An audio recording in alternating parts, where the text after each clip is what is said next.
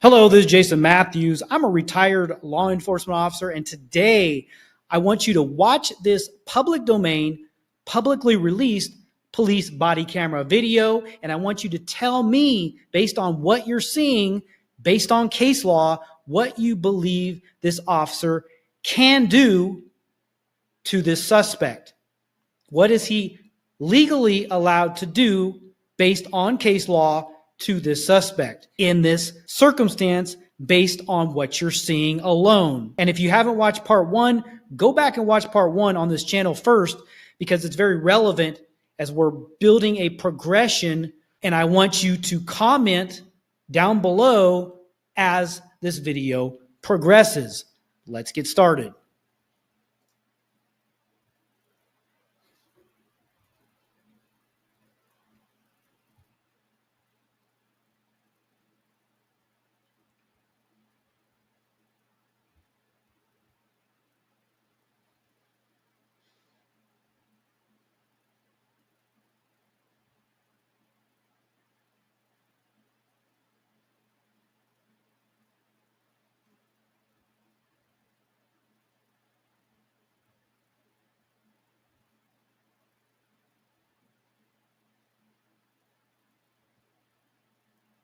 Now, I posed a question to you in the first video that is very relevant to this. So again, go back and watch that first video on this channel before we continue, and then come back to this video. But moving forward, I have another question for you.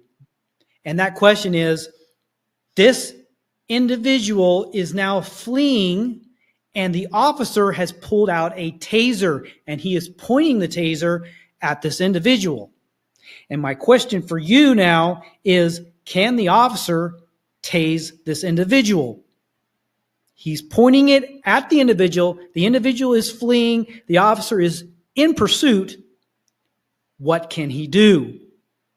And if you don't know case law, because a lot of people don't know case law, and that's very apparent on this channel when people comment saying things about case law or their misconceptions about what police can and can't do just based on their feeling about it. What, based on case law, can this officer do from what you're seeing? And the reason why I'm doing this series of videos is, again, a lot of body camera footage is released, especially public domain footage. And what public domain footage is you can do whatever you want with that footage. And what a lot of people do on YouTube and even news agencies, they cut up the footage and they only show you a certain part of it. Especially with YouTube Shorts, they cut it up into a very short YouTube short. And then they show that, and people comment and people make judgments on that. And I used to teach this to law enforcement as a use of force instructor. And we used to go through progressions just like this, where I would show a piece of a video, and then I would get feedback on what the officer believes he could or couldn't do based on case law. And then I would have a progression revealing more and more information as we went, because police get ongoing regular training in a multitude of areas, but especially use of force. Contrary to what a lot of people believe, in most departments and most agencies, use of force training is a regular and ongoing required training. And that is because case law changes on a regular basis.